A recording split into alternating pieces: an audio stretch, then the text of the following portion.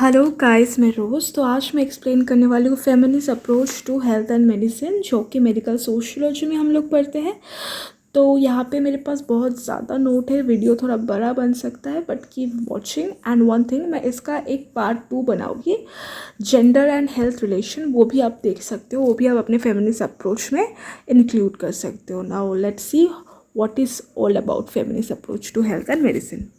Actually feminist approach जो है ना, वो क्या देखता है, जो जेंडर बायस या फिर जो इनइक्वलिटीज़ होता है सोसाइटी में and power imbalance with in health system. मतलब आपको समझ में आ रहा है ना, जेंडर बायस, लड़का लड़की में जो फ़र्क होता है, या फिर जो इनइक्वलिटीज़ होता है हेल्थ को लेके, या फिर जो पावर इम्बैलेंस होता है, उसी को फेमिनिस्ट अप्रोच हम लोग के सामने उठा के लेके आ रहा है। तो यहाँ पे फर्स्ट पॉइंट है इंटरसेक्शनलिटी। ये क्या है?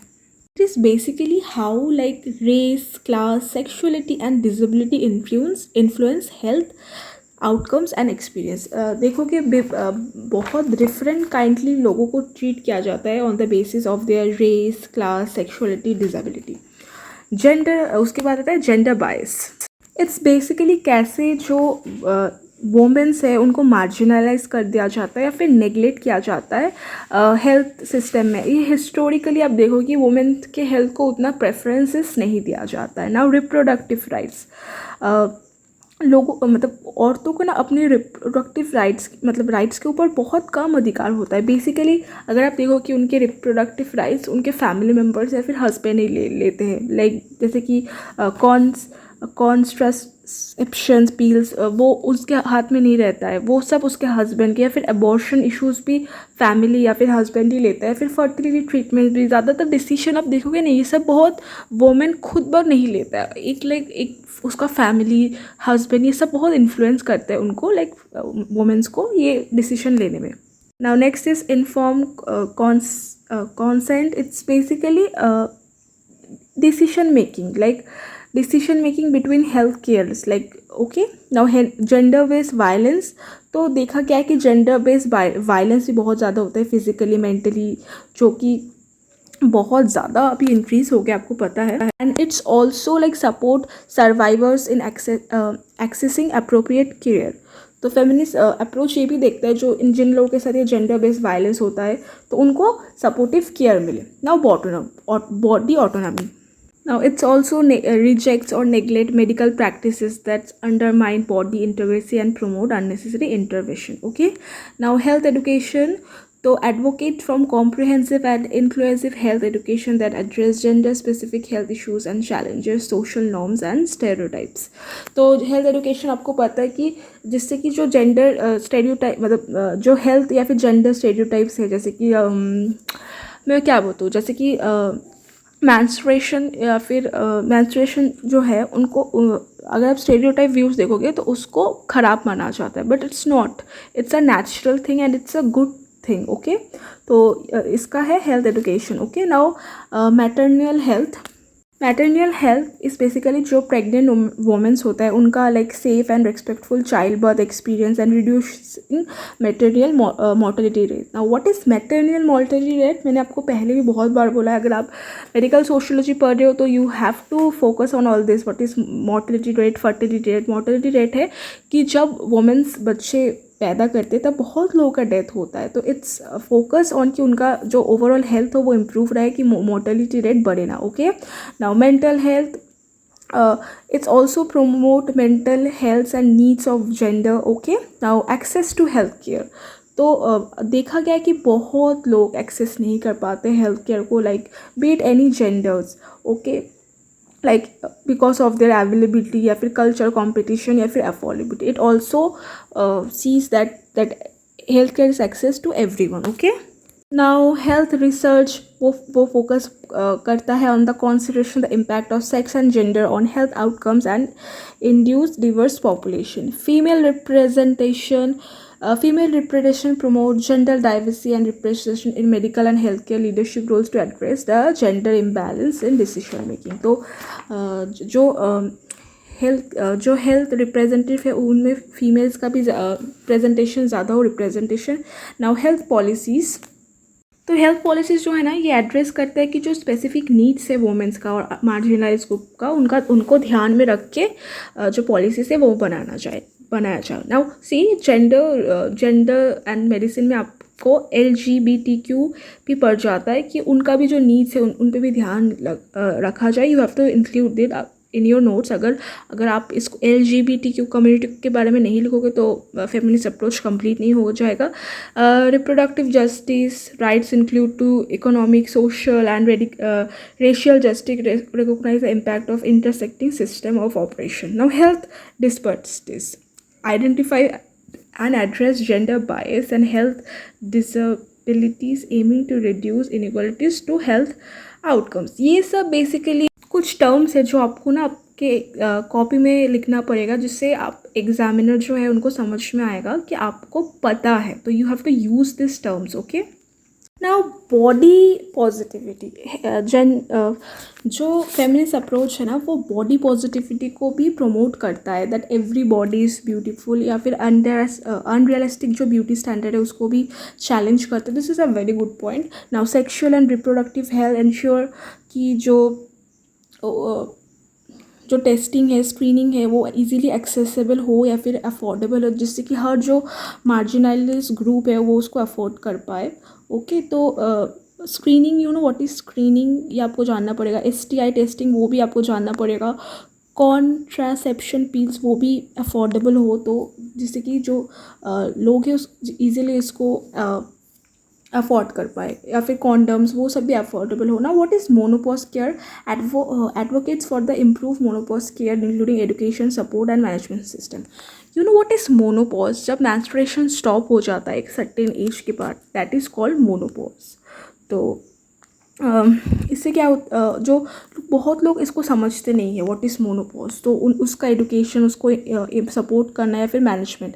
And now what is screening is basically जो पेट में बच्चा होता है उसको आप कुछ महीनों के बाद आप देख सकते हो इन स्क्रीन कि आपके पेट में बच्चा कैसा है, ओके। नाउ बच्चा कैसा है मतलब अंदर कैसा है। Now gender affirming health care support transgender and non binary individual in accessing gender things, okay, including hormone therapies and gender conforming surgeries. तो ये जो LGBT कम्युनिटी है उसको उनका हार्मोन थेरेपीज़ को भी सपोर्ट करता है and gender conference surgery.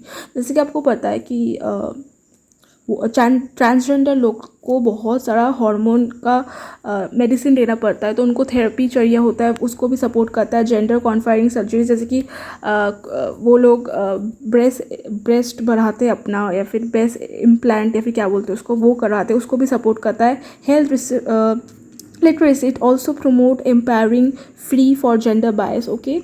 now work life balance, basically आपको पता है ना मैटरनिटी लीव मिलता है वर्किंग लेडीज़ को ड्यूरिंग देयर प्रेगनेंसी, या फिर parental leave, flexible work arrangement and affordable child cares, okay. यहाँ पे कुछ बेसिक पॉइंट्स है, अगर आप चाहते हो तो इसको भी इंक्लूड कर सकते हो। This is very easy point. Health activism encourage grass root activism, okay. Now ethical research practice, ये तो मैंने दिया है। Trauma informed care promotes healthcare practices that consider the impact of trauma on health outcomes and prioritize patient safety and well-being. तो this is also a very important point. तो ये सब आप अपने notes में include कर सकते हो। Now we'll come to the main slides, okay?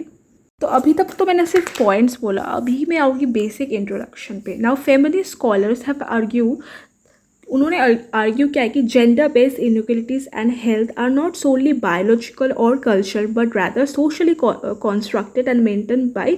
तो उन्होंने क्या आर्ग्यू किया है, जो फेमिनिस्ट ने, कि जेंडर बायस नहीं होता है हेल्थ केयर में, वो बायोलॉजिकल नहीं है, कल्चरल नहीं है, rather they are socially constructed because of unequal distribution of power, resource, opportunity between men and women, okay. तो ये आपको पता है पैट्रियार्की की सोसाइटी में जो मेन पावर होता है ना, कोई भी रिलेटेड, सिर्फ स्पेसिफिक हेल्थ रिलेटेड नहीं, सब रिलेटेड जो पावर है वो सिर्फ मैंस लेते हैं, and where womens are excluded from the decision making power. तो क्या होता है, वुमेन्स को कोई डिसीजन ही नहीं दिया जाता है, वो हेल्थ या जो भी हो, बट स्पेसिफिकली यहाँ पे हम लोग हेल्थ के बारे में पढ़ रहे हैं, तो हेल्थ का भी डिसीजन जो होता है वहाँ से भी एक्सक्लूड किया जाता है। सब डिसीजन जो होता है वो परिवार का आदमी लेता है। तो जो वोमेंस है वो are excluded from clinical trial, medical research. As a result क्या होता है कि मेडिकल ट्रीटमेंट जो होता है वो only male bodies and male biologies में होता है। ओके, फेमिनिस्ट स्कॉलर क्या बोलते हैं कि जो जेंडर है ना उनको कंसीडर करना चाहिए fundamental factors in health and illness. Okay, and healthcare should be tailored to meet the specific needs of women. So this is a very good point. Now what is intersectionality? मैंने पहले भी बोला है कि gender, race, class, sexuality intersect and interact to create a unique discrimination and marginalized. Feminist scholars have argued that intersectionality is essential aspect for understanding health and illness because of multiple form of oppression can contribute to health inequality. This is a very normal point. I won't explain this. ये मैंने बहुत बार बोला है that कि gender, race, class, sexuality all influence health. Okay, कि women's of colour, क्या आपको पता है कि on the basis of colour वहाँ पे भी डिस्क्रिमिनेशन होता है। तो हेल्थ केयर सेटिंग्स में भी बहुत डिस्क्रिमिनेशन होता है, leading to lower quality health care and promote and poor health outcome. Okay, तो यहाँ पे जो फेमिनिस्ट स्कॉलर है वो प्रमोट करते हैं कि जो इंटरसेक्शनलिटी है वो कम इन्फ्लुएंस हो डॉक्टर्स एंड पेशेंट रिलेशनशिप्स में। ओके, तो फेमिनिस्ट स्कॉलर ने ये भी आर्ग्यू किया है कि पावर रिलेशन के बेसिस पे भी जेंडर इनइक्वलिटीज़ होता है। Power relation refers to the way in which individual और group hold power over others. जैसे आपको पता है patriarchal society had contributed to the exclusion of women and decision making process related to health, जैसे मैंने पहले ही बोला है, resulting in lack of recognition and funding of women's health issues. So this is a very, ये मैंने पहले भी बोल दिया है। For example यहाँ पे लिखा है कि menstrual health has historically been overlooked। जैसे कि वुमेंस का जो menstruation health है उसको ज़्यादातर उसके ऊपर रिसर्च या फिर प्रैक्टिस कभी किया ही नहीं गया है। तो menstruation जो है वो हमेशा एक स्टिग्मेटाइज के नज़रिए से देखा गया है। menstruation disorder has been dismissed and normal insignificant। Okay, कि वुमेन इससे क्या हुआ है, वुमेन का लॉन्ग टर्म हेल्थ कॉन्सिक्वेंसेस होता है। Feminist scholars have argue the power relation between men and women must be address to create more equitable health system, कि इसको देखा जाए कि ये जो पावर रिलेशन है बिटवीन मैन एंड वुमेन्स इसको एड्रेस किया जाए, जिससे कि जो अनइक्वल ट्रीटमेंट है बिटवीन वुमेन्स एंड मैन उसको ध्यान में रखा जाए। ओके, तो बेसिकली यही है, घुमा फिरा के ज़्यादा कुछ नहीं है। You have to basically write about how has women been excluded from the decision making power of their like health related. यही है बेसिकली, कैसे जो औरतें हैं उनको मतलब नज़रअंदाज किया जाता है, उनको क्लिनिकली रिप्रेजेंटेशन नहीं मिलता है, उनके जो हेल्थ प्रॉब्लम है उसको एड्रेस ही नहीं किया जाता है सोसाइटी में। हमेशा उनका डिसीजन जो होता है उनके परिवार के जो मर्द होते हैं वो लेता है। तो यही आपको लिखना पड़ेगा। Make sure to mention LGTB community here, okay? And next video I'll make a gender and health relation. तो यहाँ पे भी वो भी पॉइंट्स आप इंक्लूड कर सकते हो आपके feminist approach to health and medicine में। तो आई होप आपको वीडियो समझ में आया होगा, क्योंकि यहाँ पे ज़्यादा कुछ एक्सप्लेन करने का तो था नहीं, जो था मैंने कर दिया है। And that's all. Thank you for watching. PDF चाहिएगा तो do let me know in the comment section down below. Thank you for watching. Bye guys.